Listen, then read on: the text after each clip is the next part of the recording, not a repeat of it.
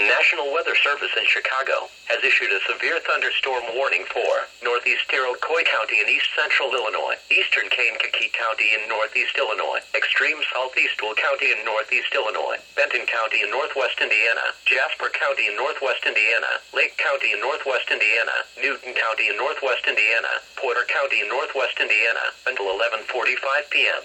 At 10:20 p.m., a line of severe thunderstorms was located along a line extending from Shabance to 6 miles northwest of Watseka to Rossville and moving northeast at 50 miles per hour.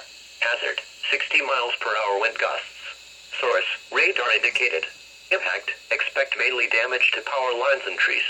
Severe thunderstorms will be near St. Anne and Roma Park around 10:30 p.m. Talbot and Freeland Park around 11:35 p.m. Eastern Daylight Time.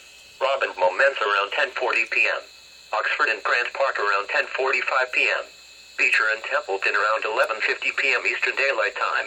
Percy Junction and Watch Hill around 11:55 p.m. Eastern Daylight Time.